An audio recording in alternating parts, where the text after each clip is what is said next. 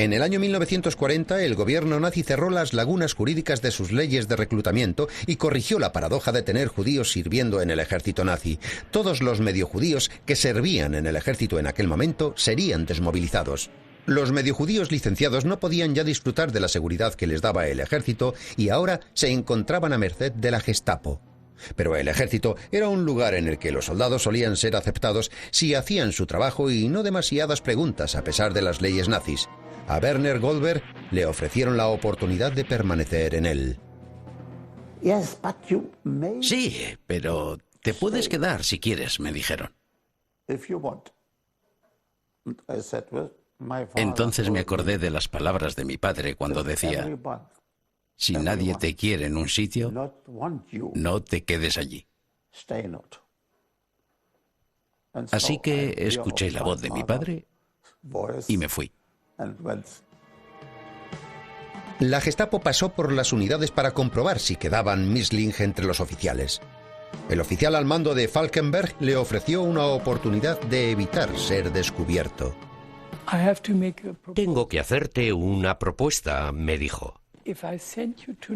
Si te mando esta noche al frente, tendrás más posibilidades de permanecer en el ejército. Nadie le dijo que lo hiciera. Fue algo que él hizo por su propia iniciativa. Y yo le dije: sí, claro, gracias. Y aquella misma noche me mandaron a Dinamarca. Eso me hizo ganar un año más como soldado en el ejército alemán.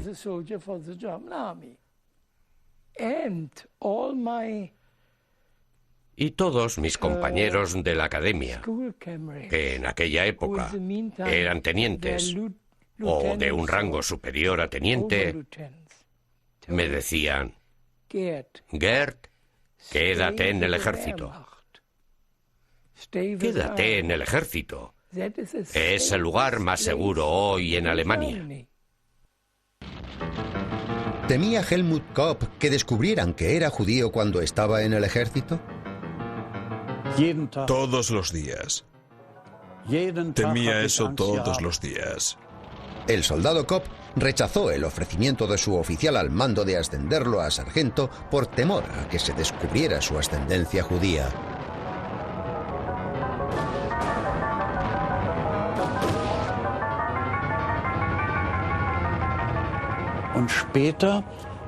El oficial de mi compañía, que era teniente, se acercó a mí y me dijo: Kopp, tiene todas las calificaciones para ser un oficial de combate.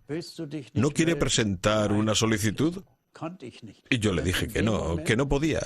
En aquel momento, en los rangos inferiores, no revisaban los documentos, pero en los más altos sí lo hacían. Y aquello podía ser muy peligroso.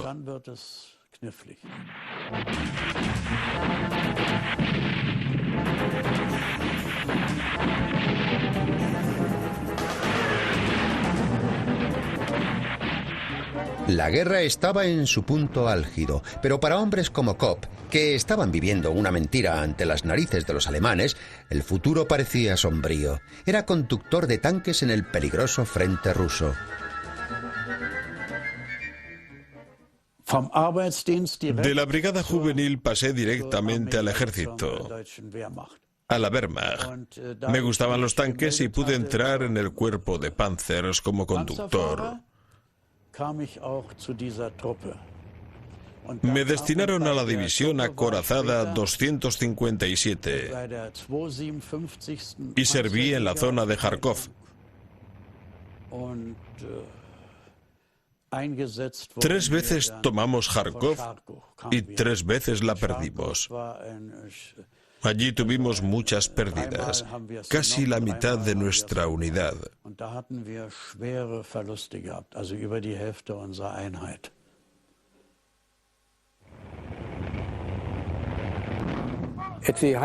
En la escuela de combate de alta montaña de Mittenwald me ascendieron a teniente. Estaba orgulloso. A pesar de todo, me sentía muy bien. La verdad es que yo estaba orgulloso de ser un soldado de ascendencia judía que había llegado a ser un oficial alemán. Sí, había aspirado a eso.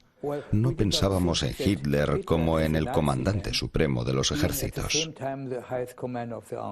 Él era nazi, y para nosotros había una separación clara entre el ejército tradicional alemán y las instituciones políticas. Había una diferencia entre servir al ejército y servir a Hitler. ¿Pensaba Kopp que siendo en parte judío su vida estaba en peligro? Sí, yo acepté prestar el servicio para sobrevivir. De lo contrario me habrían fusilado o me habrían mandado a un campo de concentración. Yo en su lugar habría hecho las mismas cosas. Era terrible pensar que pudieran descubrir que era judío.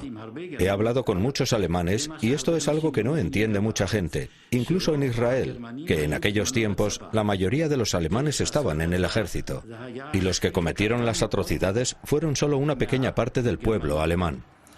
Y algunos dicen: yo fui un nazi convencido, pero he cambiado de opinión. Y les creo totalmente. Otros dicen: yo nunca fui nazi. Pero si me dicen que fueron nazis convencidos y han cambiado su modo de pensar, les creo. Es imposible saber quién era nazi de verdad. Estaban los que creían en la doctrina nazi y a los que nunca les afectó su ascendencia judía.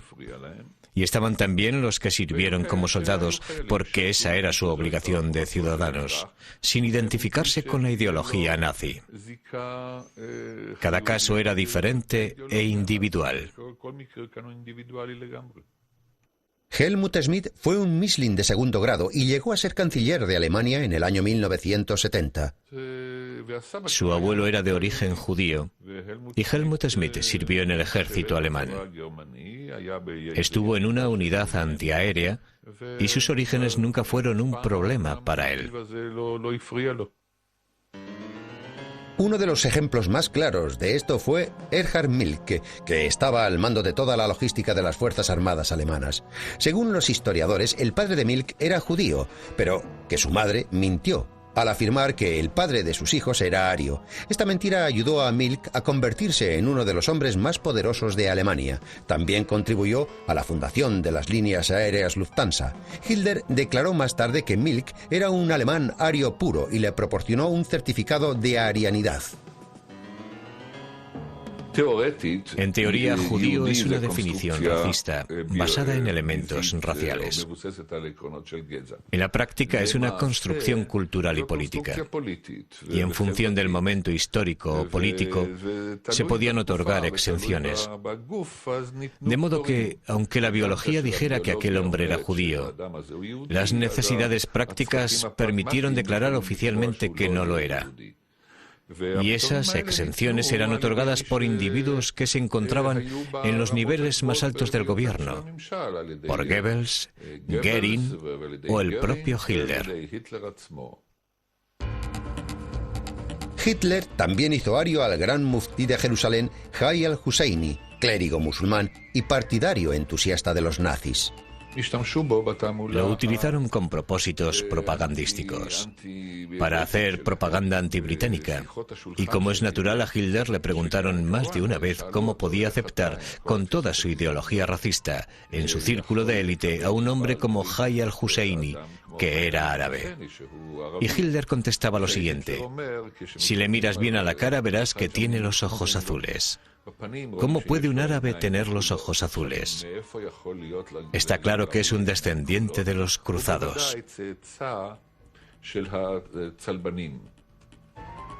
Solamente se concedieron unas 2000 exenciones. La mayoría de los Mischling no recibieron certificados de arianidad y regresaron a sus complicadas vidas civiles. En esa vida, Werner Goldberg tuvo que rescatar a su padre judío hasta 3 veces de la Gestapo. 2 agentes de las SS cogieron a mi padre en el tranvía y se lo llevaron a la ambulancia, que ponía ambulancia de las SS. Yo les dije que quería ver a mi padre, pero me dijeron que era imposible, que era prisionero de la Gestapo. En Nochebuena, cuando todos los guardas estaban en una fiesta, Goldberg rescató a su padre del hospital alemán. Resulta que allí no había nadie. Solo había una monja. Y yo le dije: me voy a llevar a mi padre. ¿Es posible?